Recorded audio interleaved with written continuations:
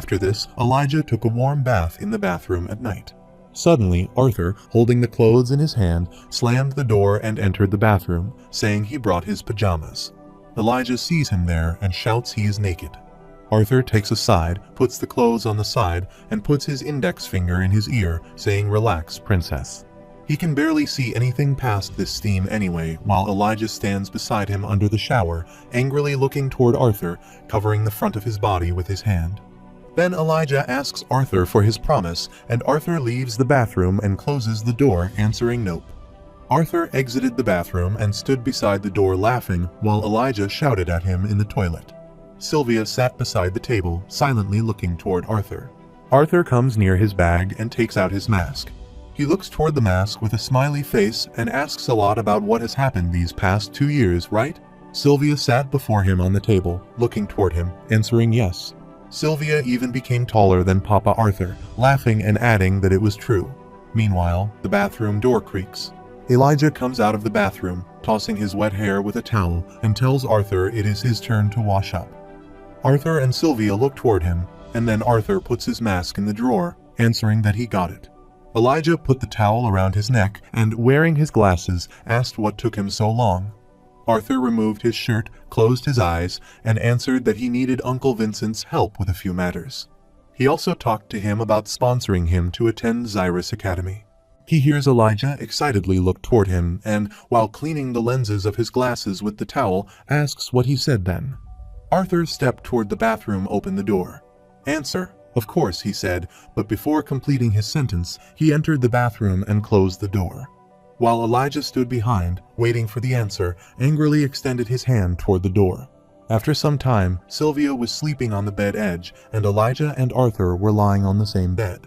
Looking up, Elijah says he thinks he will be a student of Xyrus Academy soon. Then he turns his head, asking Arthur if he believes they will learn much. Further, he says Xyrus Academy is considered the best magic school. Arthur is lying beside him, putting his hands under his head and looking up, answering still. They are well above the skill level of the first years there, and he imagines it will be a bit boring. Here's Elijah turns his head and looks up, smiling, answering yes, but there will be students from all of those powerful families. The thought of exchanging pointers with them and learning to control his powers better excites him. Arthur extends his right hand upward and adds that he supposes it will be helpful to learn more about the attributes of magic, such as lightning and ice. Furthermore, he says lightning magic still takes too much mana out of him to use well, and even with the help of his beast's will, it's hard for him to control ice. Elijah turns his head, asking if he has thought about what he will do with Lucas. Arthur puts his hand on his stomach, closes his eyes, and sighs, answering Lucas has no idea who he is. Then he looks aside and grits his teeth, saying he will keep it until he is confident that he can take on his entire family. That way, training comes first. Elijah turns his head and smiles, surprised that he can hold back from going all out against Lucas. Also, Elijah builds a pillow wall between them. After this, Arthur looks toward Elijah and smiles, answering yes. Well, he is still surprised that the first thing he wanted to do before sleeping was build this pillow wall. Arthur, surprisingly looking toward him, asks if this is necessary. Elijah covers himself with the blanket, answering that it's essential. It's already weird that two boys are sleeping on the same bed. Then, Elijah closes his eyes to sleep and hears Arthur flip and move toward him, asking if he would prefer it if he were a girl.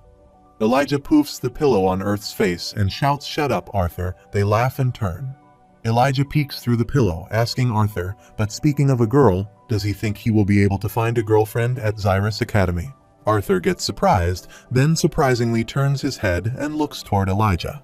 He asked for such a severe-looking guy. He worried about everyday things.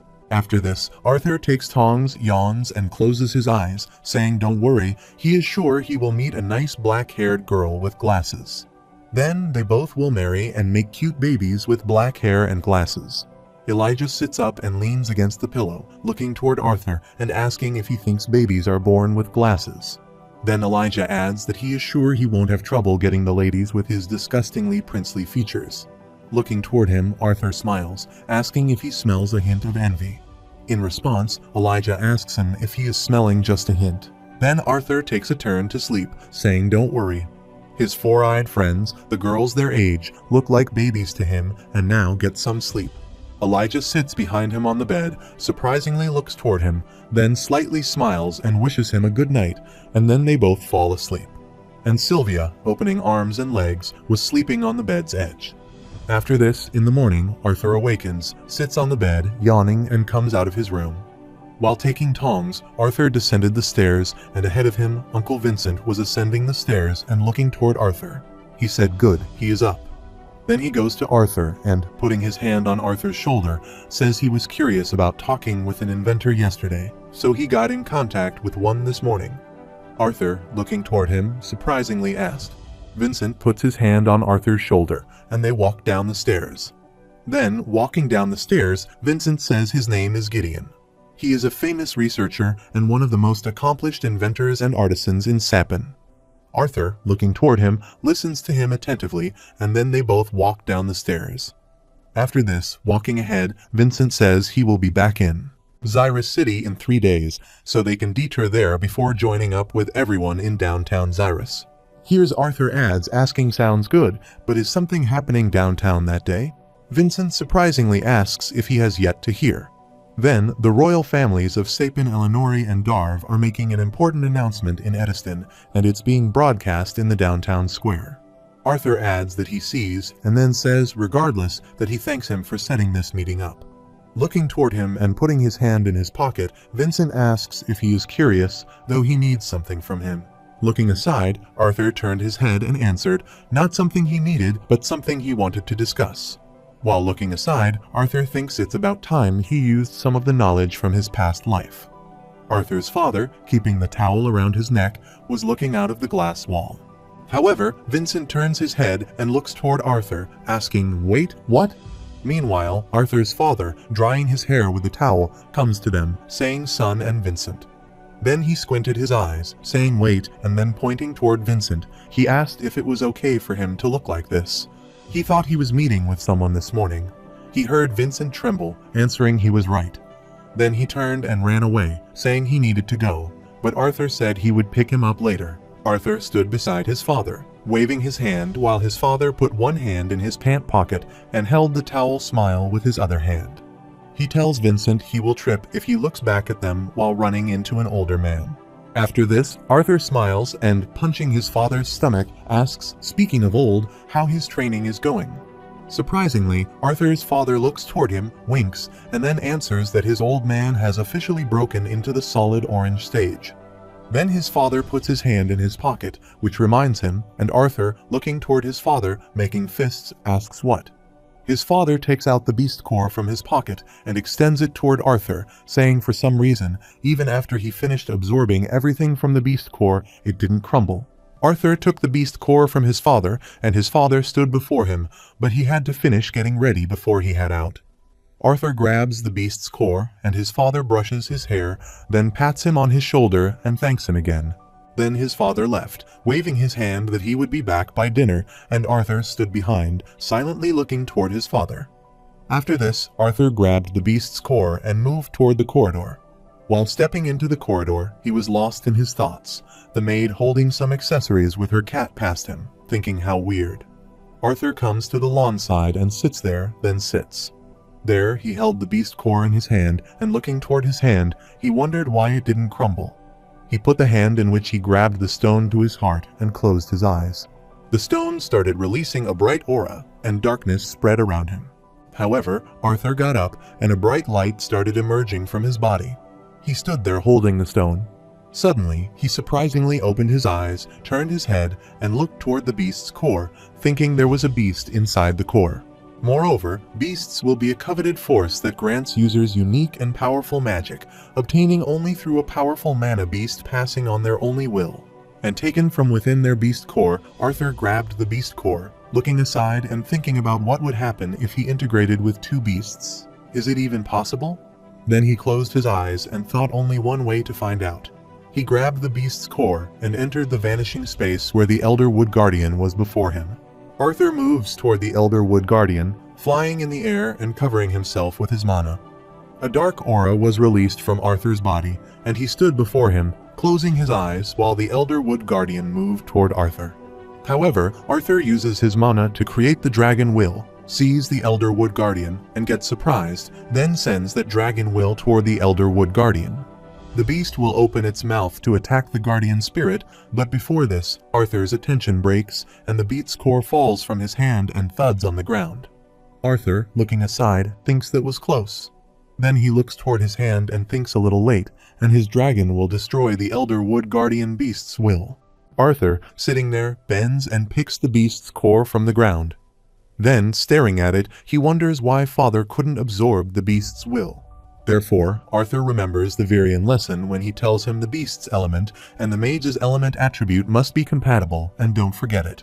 Virian points his finger toward Arthur's cheek and shouts at him, "Don't forget Arthur's smile," thinking right. Then Arthur smiles and feels if that's the case, he knows exactly who to give this to, and he wonders how she is doing. However, the next few days flew by in a daze. While he made sure to continue training, he always made time to hang out with his family. Spending the days how an ordinary boy would, Arthur spent more time with his family, and during that time, he continued training. In the physical fight, he picks Elijah and throws him on the table, and the table gets cracked. After some time, Arthur and Elijah slept in their room with Sylvia. Ellie creaks their room door and enters, wishing them good morning, brother. Then, looking around, Mother says to come down and eat breakfast. Standing at the door, her eyes fell on Arthur, who was lying on the bed and putting his legs on. Elijah was talking in the sleep.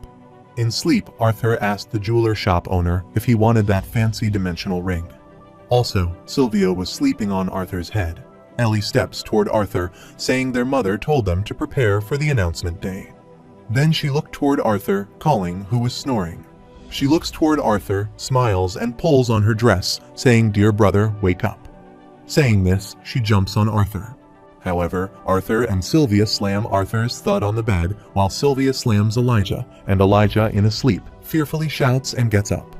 Arthur, lying on the bed, feels dizzy smoke coming out of his mouth, and he, in a sleepy state, shouts at Ellie, saying she is too big to be doing this. Ellie, putting their hand on her mouth and lying on Arthur, asks if he calls her fat brother. Arthur turns, answering that they are teaching her some weird things at that school for proper ladies. Ellie sits beside him and pats him on his back. Then she pats Arthur's back and gets up, saying be sure to get ready and go down for breakfast. Mother, and she is heading there first with Auntie Tabitha. Arthur turns, gritting his teeth, while Elijah, in a sleepy state, sits up while Sylvia, lying on Elijah's head, falls as he sits up. After this, while hamming, Ellie moves toward the door, and Arthur sits up, asking her who she takes after to be so violent. Elijah sits beside him and extends his hand, adding he knows the answer. Moreover, Arthur, Elijah, and Vincent move from there to announce their carriage.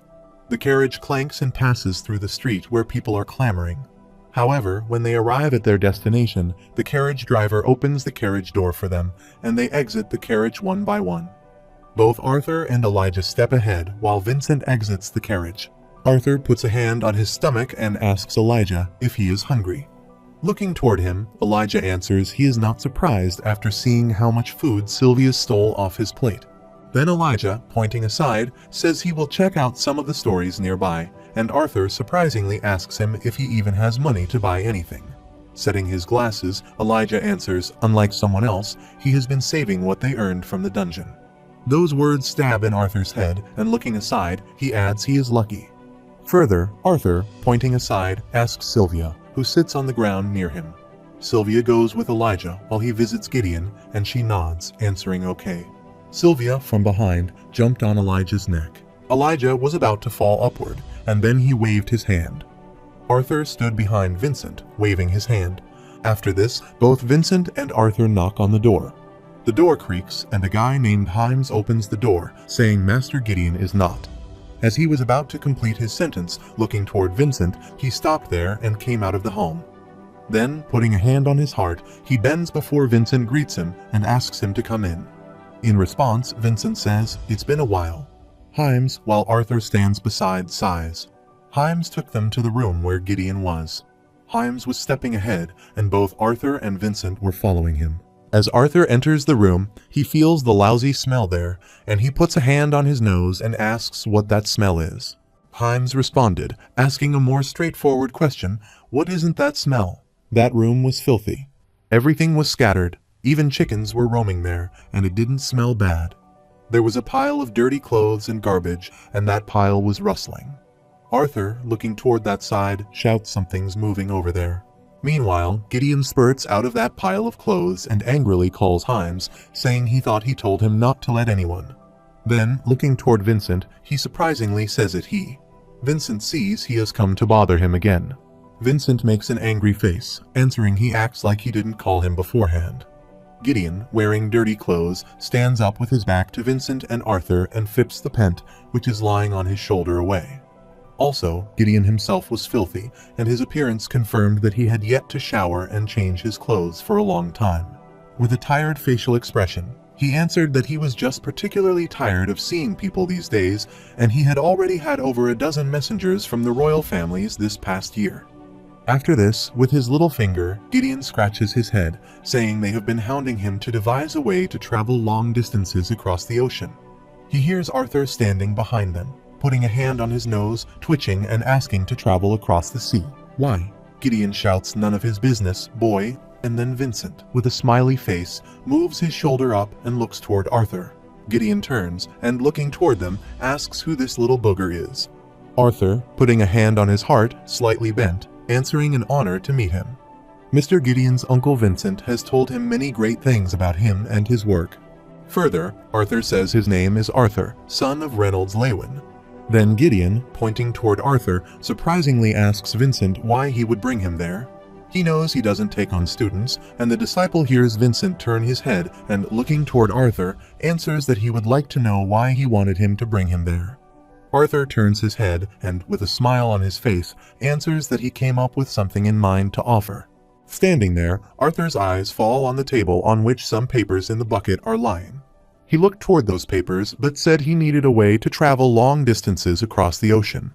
Surprisingly, Gideon looks toward Arthur, asking what he does near the table, and grabs the paper, answering that it may be easier for him to show him rather than explain. Both Gideon and Vincent stood behind us, looking toward Arthur while he stood his back to them and scribbled something on paper. Gideon steps toward Arthur, adding that he needs to know what colorful doodles he is drawing. Arthur, with a smile on his face, continues scribbling. Gideon moves forward and stares at the paper, saying the problem he is facing isn't something a kid that hasn't even grown hair down there can.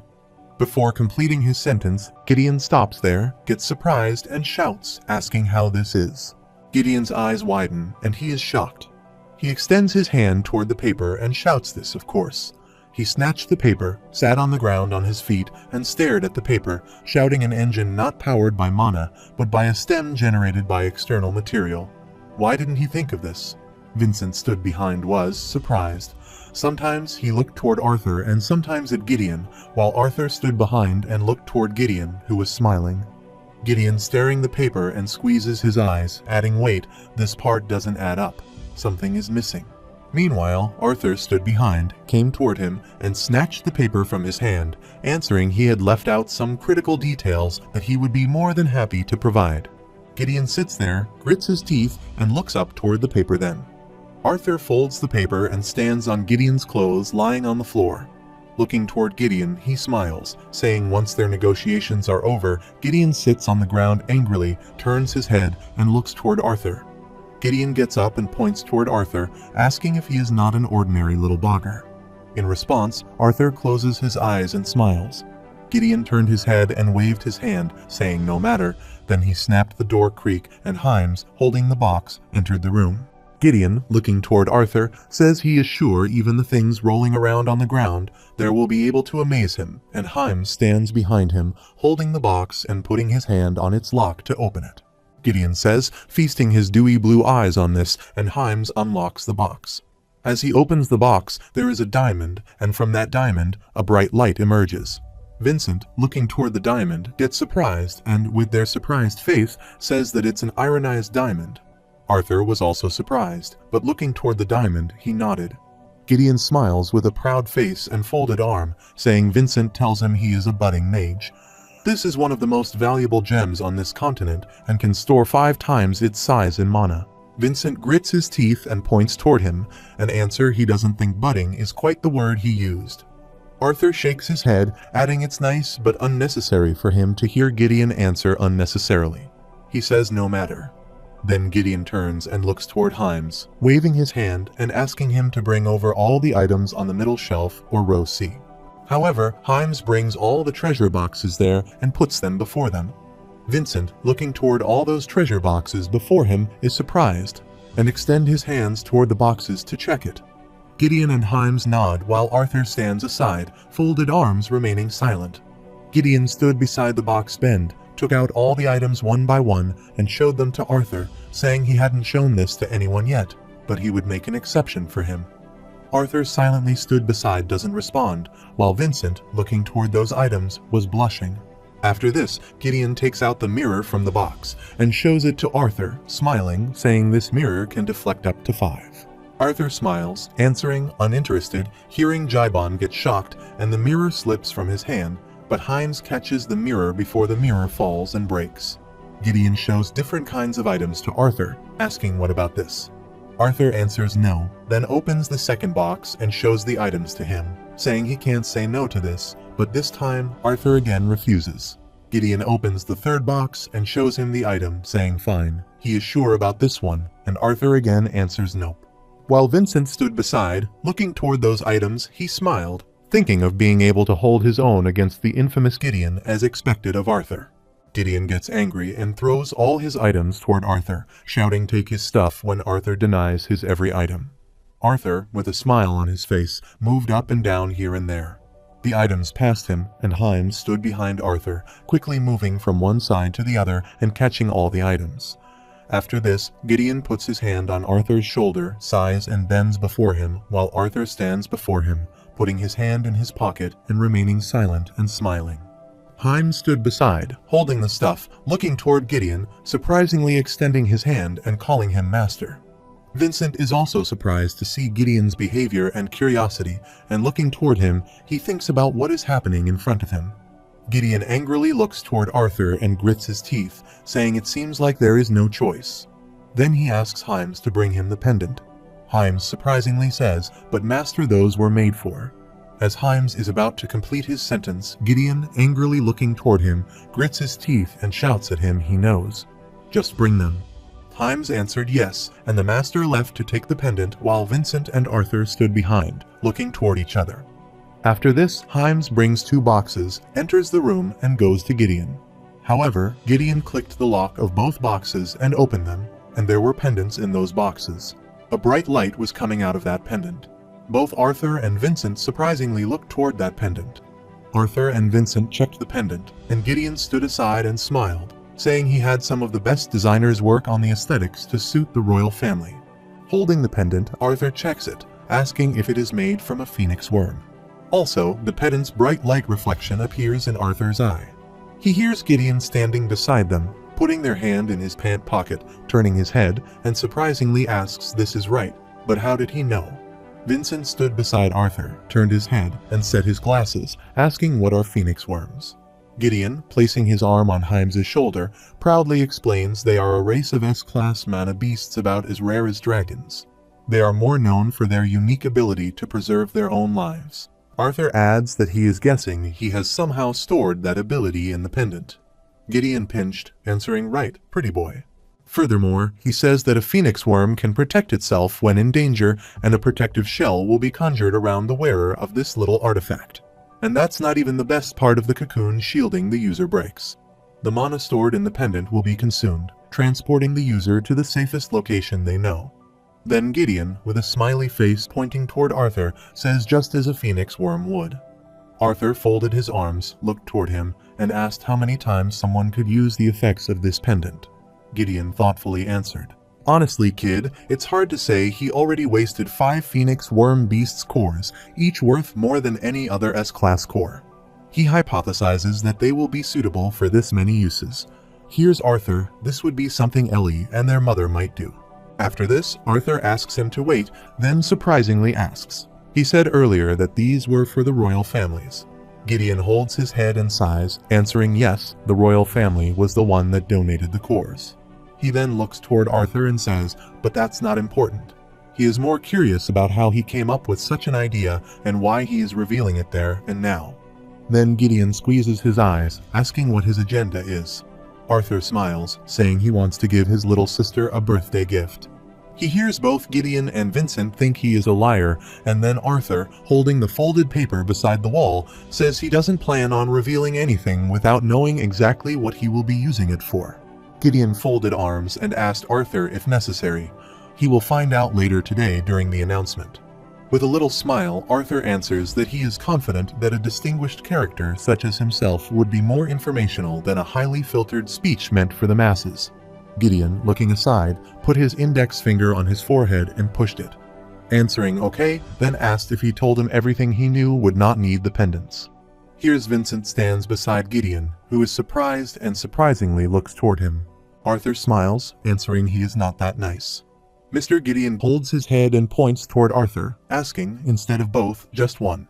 Arthur smiles, boofs the fireball on his hand, and sees Gideon angrily looking toward Arthur, pressing his lips with his teeth, thinking demon.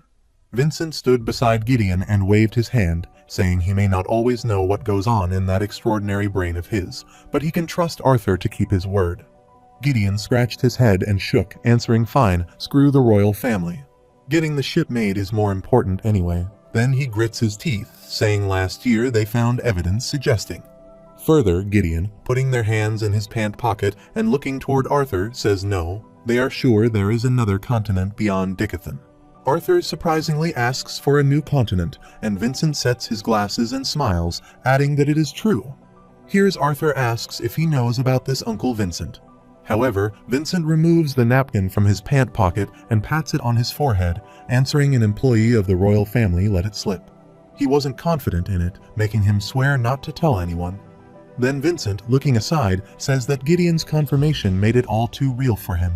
He hears Arthur looking down and thinks, then he heads up and asks Gideon how he is sure there is another continent. Further, Arthur asked where he was able to gather evidence. Gideon shouted, of course they had gathered evidence. Moreover, Gideon asks what sort of half-wit crockpot scientist would say something like this without proof. After this, Gideon creaks the glass lying there, pulls out the chair from behind it, and sits on it, answering a few years ago. They found an artifact attached to a bird like Mana beast they had never seen in Dicathan. It could camouflage almost completely against its surroundings. Here's Vincent surprisingly asks a Mana beast capable of camouflage and flight how they even caught it in the world then. Gideon answered by sheer dumb luck, and some 2-bit adventurer missed a gliding squirrel and accidentally shot the bird down. Then Gideon, looking down, waving their hand, says anyway, attached to it was an artifact so complex that he could barely figure out what it did last year, which confirmed everything. However, Arthur asks what the artifact does in response. Gideon, looking toward him, realizes that the only other people who have clearance for this information are the royal family's right. Arthur answers, then he guessed the design on this blueprint is even more critical since not even the royal families knew this. With an angry face, Gideon immediately responded that the artifact could record and store moving images. He hears Vincent standing beside them, looking toward Gideon, thinking that even the great Gideon can't do anything against Arthur. After this, Arthur looks toward Gideon and asks if that is it. If Gideon angrily looks toward him, he thinks this little. Therefore, Vincent smiles, adding that he does prove it, while Arthur says he is not following, and then asks Vincent how that proves anything. Further, Arthur asks if it isn't possible that some unknown artificer in Dicathan made it. Vincent answered. He mentioned before that he would introduce him to one of the most accomplished artificers and inventors he knew. Then Vincent stood beside Gideon, opening arms, saying Master Gideon is beyond just performed, and he is the most excellent artificer by far in the history of Dicathan. Arthur asks if he is really, and these words poke in Gideon's face, and he, with an angry face, thinks that hurts. Vincent stood beside laughed. Then Gideon sat on the chair, pointed down, and raised his voice. It's true.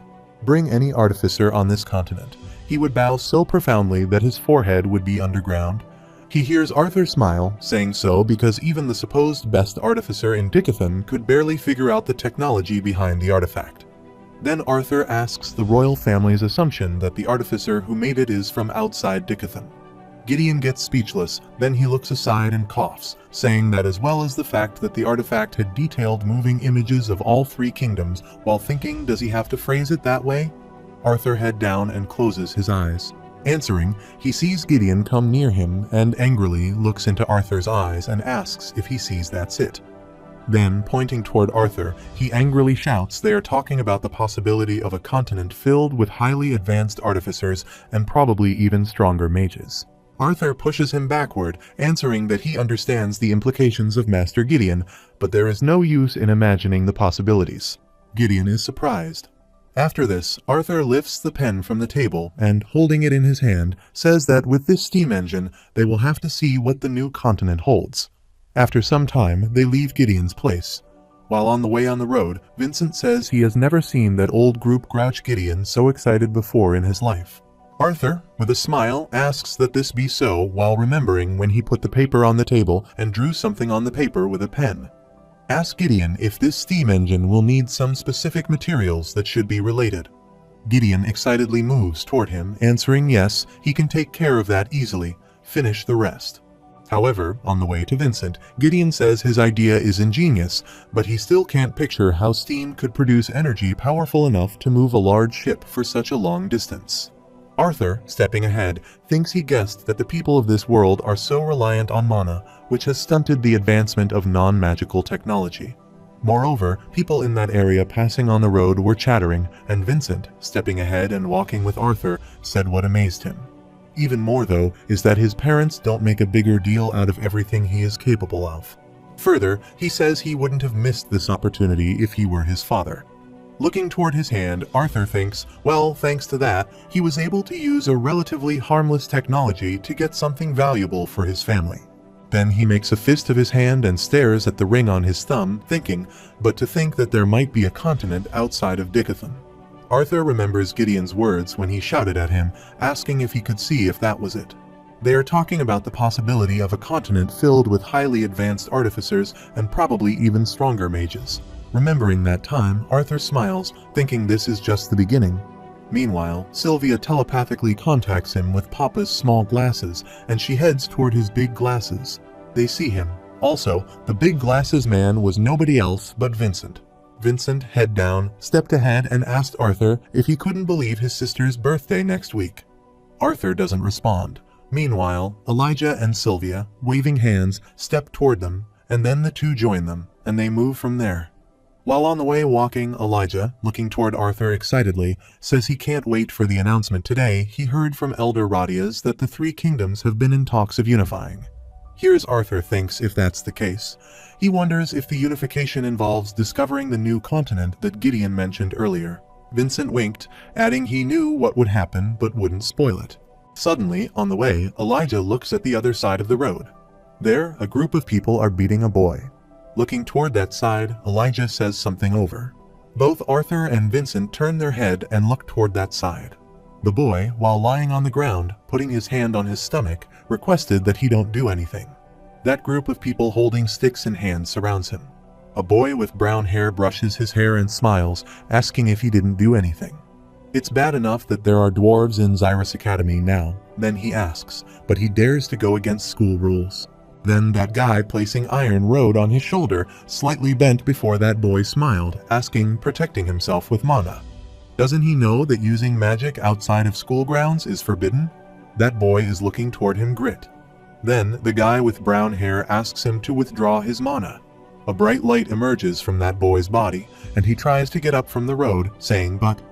The brown-haired boy raises his hand, holding the iron rod, and shouts. He says, withdrawing as he is about to complete his sentence, but before this, Elijah slams into him, shouting that's enough. The guy with brown hair was about to fall backward, but he got up and angrily looked toward Elijah, gritting his teeth. Elijah stood before the boy lying on the road and asked him if he was okay if he stood. The guy with brown hair stood behind, angrily looking toward Elijah, saying he didn't believe this. Elijah grabs that boy and lifts him, and he stands with difficulty with his arm on Elijah's shoulder. Then Elijah stepped ahead angrily, asking the brown hair guy how dare he do this to him as Elijah was about to complete his sentence. The brown hair guy slaps Elijah's face, and his glasses fall away from his eyes and clatter on the road. The brown hairs guy angrily asks Elijah if he should be asking him the same thing. How dare he interrupt his fun? However, Vincent stood aside, grabbed Sylvia, looked toward them, and raised his voice. This is unacceptable, so he will call some guards before this. But Arthur grabs Vincent's hand, asking him no, and Vincent surprisingly asks Arthur what he means. They can't just let them. Also, Sylvia, surprisingly looking toward Vincent, was trying to free herself from him. Vincent is surprised when the dark purple aura spreads there, while on the other side, that group of people surround Elijah and that boy. While they both sit on the road, kneeling, Elijah puts a hand on his face and looks toward those people, thinking Arthur and Vincent will get in big trouble if he uses magic there. Don't lose control, Elijah. After this, one of them looks toward Elijah's clothes, a symbol of Darv, and asks his group members if that symbol isn't from the kingdom of Darv. The other one responds that he is right, while the brown-haired guy, surprisingly looking toward Elijah, extends his hand. Then he grabbed Elijah from his hair and pulled his hair, asking what a fun turn of events he wanted to join his half-pig brother on the ground there. As the guy pulls Elijah's hair, he grabs that guy's arm and grits his teeth, thinking he can't win without using mana. The brown-haired guy lifted his hand and was about to attack Elijah with the iron rod, saying open wide that he would make sure they shared a hospital room so they could have two. He was about to complete his sentence, but before this, Arthur snapped his stick on the ground behind them and saw them turn. Looking toward Arthur, the brown hairs guy asks another peasant to buzz off if he doesn't want to join these two. One of them stood beside the brown-haired guy, folded arms, looking toward Arthur, saying yes, they don't mind playing with him too. Arthur answers, well then, looking toward them with his glowing eyes, he says because he would also like to play. However, a carriage passed on the road, and 3 people rode there. First was Princess Kathleen Glader, her brother Curtis Glader, and their guard Grotter. Curtis turns his head and looks toward Kathleen, who stands beside her. He says he can understand not wanting to join his mother and father in Ediston for the speech. After this, he asks whether they must travel with so much discretion. The Grotter sits on the seat before them, looking toward Curtis, thinking that none of the royal soldiers are there. Then the Grotter sits there with folded arms, adding that since the event is so tightly secured, he alone will suffice, and their discretion is for their majesty's comfort. Then he turns his eyes and looks toward Princess Kathleen, saying she has made it clear that she wishes not to attract any attention. Princess Kathleen stood beside the window, remained silent, and both silently looked toward her to get the answer. After a while, she set her hair flying due to the wind coming from the window and answered. She also clarified that she wished not to come, yet there she was. Here's Curtis's folded arms and closed eyes, says it's a wonder how she has survived this long as part of the royal family sister. Then he winked and added that she should be grateful to have him. Otherwise, she would lock herself in the library all day. He hears Princess Kathleen turn her head and answer. He only forces her to come because his lady friends cancel at the last minute. These words pang into Curtis's head, and in response, he remained silent while the guard stood before them PFFT. After this, Curtis coughs, adding regardless, he had to leave behind Grotter, even though he planned on riding on top of him during the announcement so that she would agree. However, Grotter stood before them, looking toward Curtis, saying his bond is the size of this carriage and still needs to be trained Prince Curtis, which is a safety hazard. Curtis sometimes looks toward Grotter, and sometimes Kathleen asks Grotter has gotten a lot better, right? Kathleen, looking out of the window, noticed Arthur, who was holding the stick, was stepping ahead while Vincent, carrying Sylvia, was stepping after him and asking him to stop. Kathleen looked out the window while Curtis was looking toward him, asking if she was even listening to him. On the other side, while shivering and biting his nails, Vincent looked toward Arthur, who was stepping on those bullies, and thought, who is he doing? Further, he believes he has never seen that look on Arthur before. At this rate, those students might die. Then he quickly stepped ahead and stood before Arthur with his back to him, extending his arm and looking toward those bullies, raising his voice. Get out of there before someone gets seriously hurt quickly. Then he turns his head and, looking toward Arthur, says they are just kids. Let's move past this and make sure Elijah is okay. Arthur stood behind, head down, remaining silent. Then, a guy from those bullies pointing toward Vincent laughed, looking at this older man trying to protect the kid. How embarrassing.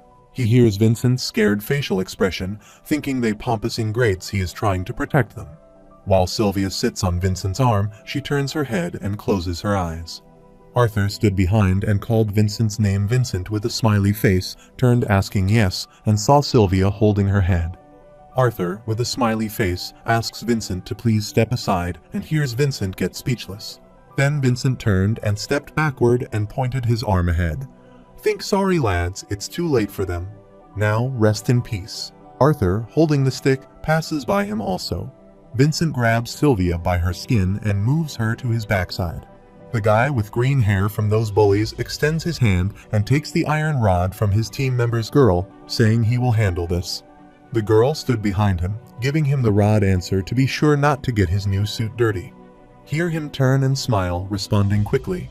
Then he swings the iron rod and moves toward Arthur, saying just one hit will. Meanwhile, Arthur thwacks his stick on him and falls backward. The boy's rod slips from his hand and falls away. After seeing this, all the bullies are surprised and Elijah smiles. Then a guy with orange hair holding the rod, gritting his teeth and moving toward Arthur says, "Look at this little shit getting cocky because he caught someone off guard." Then he runs toward Arthur to attack him, raising his voice. He will show him the difference between a peasant and an actual noble trained in the way of the sword. The guy moving toward Arthur moves up and down here and there and swings his rod, thinking that's right. Be amazed at the full might of the 1,000-step strike technique passed down through generations within his family. Then he quickly moved around Arthur, thinking it was not wrong to be able to keep up with his movement, while Arthur stood there silently looking toward him using his techniques. Arthur turns his eyes and looks aside, but he quickly moves and arrives at the other side, thinking that the 1,000-step strike isn't something he can dodge that easily. Then he swings the rod and turns toward Arthur, considering the deceptive swaying of his weapon is meant to grab his attention so that it will be impossible for him to dodge. After this, he rolls his rod and puts it near Arthur's face using his ultra-fast lunge technique. As the rod gets near Arthur's face, he moves aside in a second. The rod passes by him, and he sees the guy surprised. However, Arthur's eyes glow, and he hits the stick at the guy's back. The stick breaks, and the guy falls on the ground. Also, his iron rod slips from his hand and falls away. Looking toward his broken stick, Arthur says it's a shame how fragile things are when he doesn't strengthen them with mana. While the guy was lying on the ground, putting their hand on his back, shouting his butt. Also, his eyes, nose, and mouth were flowing. After this, Arthur turns and throws the half-stick backwards, saying he guesses he will have to finish this game off with his hands. The bully's leader looks toward Arthur and smiles, saying, "Cocky little peasant." Then he remembers the time in his childhood when his father stood before him and made a fist of his hand, saying he remembers Jamil. A trident's fist is more dangerous than any weapon made by a man. Remembering his father's words, he rattles the iron rod away and makes a fist of his hand, thinking that he will make sure he knows his place in this world with just a single punch. But as Arthur steps toward him empty-handed with glowing eyes, he gets scared and gulps, thinking about how he is under such pressure that even his father doesn't possess it. Then he made the fist of his hand run toward Arthur, while Arthur stood there, punched him in his face, cracked his face, and threw him away. Jamil gets severely injured and blood spurts out of his mouth, and then he thuds on the ground. After this, Arthur turns and Elijah helps that boy to walk. That boy, putting his hand on Elijah's shoulder, steps ahead, and Jamil, lying there on the ground, shouts how dare he. Then he gets up, makes a fist of his hand, and creates his heavenly piercing trident magic, saying, "Belittle the heir of House Trident." As they turn and move from there to leave, Jamal throws the storm of his magic toward them and sees Elijah and Arthur turn their eyes and look toward the storm. But before the magic storm attacked them, someone crashed his magic storm with her magic wand.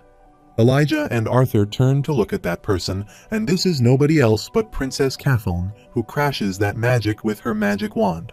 However, Princess Catherine, looking toward Arthur, thinks he is just another boy like her childish brother and his friends.